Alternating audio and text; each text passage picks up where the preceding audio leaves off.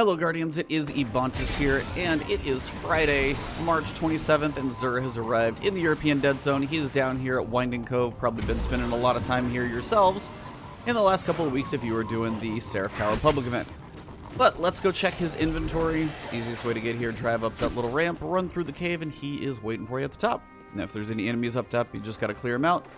But he's gonna have some friends, so he's not alone. What's up, Trials, sir? Good job, Wacky. Remember, exotic engrams still worth buying if you got lots of shards. Get your shot at that good stat roll armor as opposed to the collection stuff that we got down here. We've got first the Huckleberry. This is actually a pretty good gun.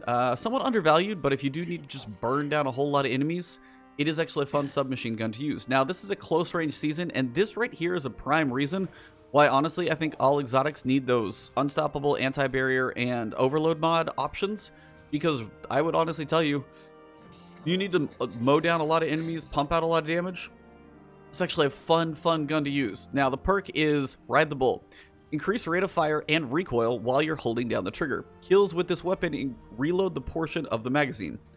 The catalyst actually will fully reload the magazine. So it's really crazy if you just have a whole lot of small enemies. You can just keep holding that trigger, firing crazy fast, and reloading the magazine fully after every kill. Basically, you are just a low-level ad-killing machine with this thing.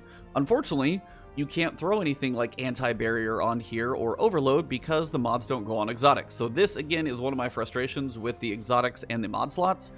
They need to work together because we have a lot of cool exotics like this that you could at least toy around with. But anyway, it's still a cool exotic. Maybe they do that later. So if you don't have this weapon, I don't know, honestly, if Xur has sold this thing before. So it looks cool. As you can tell, Tex Mechanica's always got good art on them. You got Rampage as well, so the more you kill, the faster you shoot bullets, the more you do damage. All good combinations. Short action stock, ricochet rounds, and fluted barrel. But yeah, while you fire, it fires faster, and the recoil, increase the rate of fire and recoil. A little hard to control, but if you get kills, you reload the magazine once you finish that catalyst, and you got Rampage. Lots of damage very quickly. Please, Bungie, put the barrier and stuff sockets here on these exotic weapons. I would love to use them. Be nice to mix it up.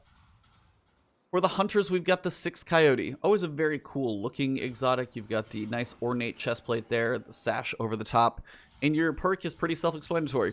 Gain a second dodge charge.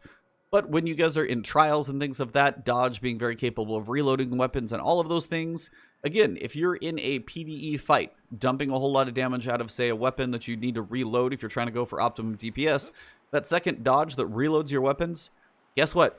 You can do that much faster. So there are some perks to this one. It is a somewhat new exotic from Forsaken, but if you don't have this one, it actually has quite a few uses. PvP obviously dodges so many uses for those, and you get 2 of them. So there's usually one in the chamber while you're charging up the other one. And then, of course, in PvE, if you need that double reload dodge, that can be beneficial if you're trying to pump out a lot of damage in a short period of time.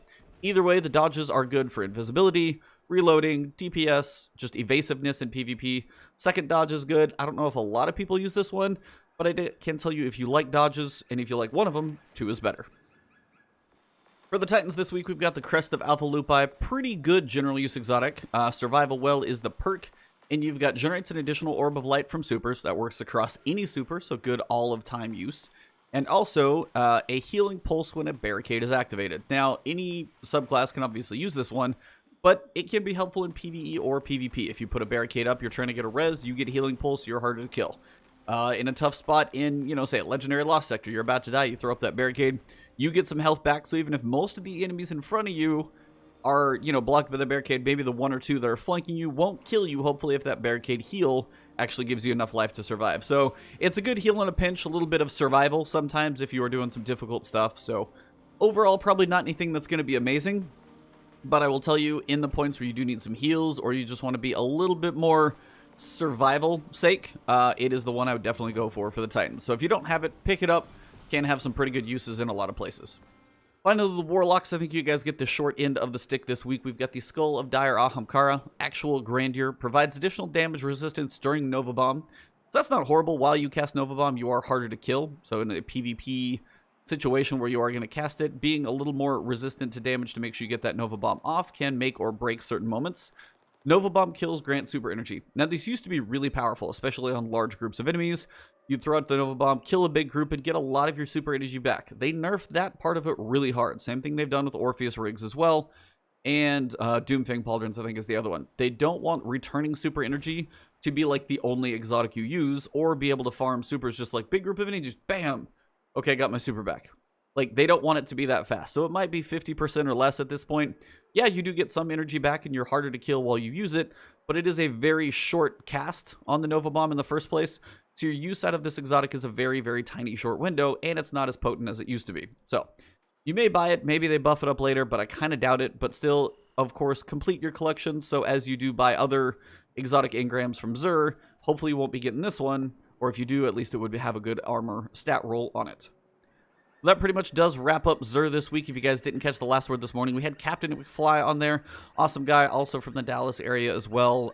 Part of kind of Team Dallas and a whole bunch of esports and stuff. It was a great chat, thoughts on trials, and just kind of some of the status in the game right now. So that audio and video will come up later on. So look for the Last Word podcast to come up so you guys can watch or listen to that one on audio on the go. It's on all podcast platforms, so you guys can listen to it there too.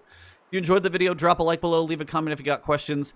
Sub to the channel if you haven't yet. You guys find me on Twitch and Twitter as well. Thank you very much. Have an awesome one. We'll see you soon.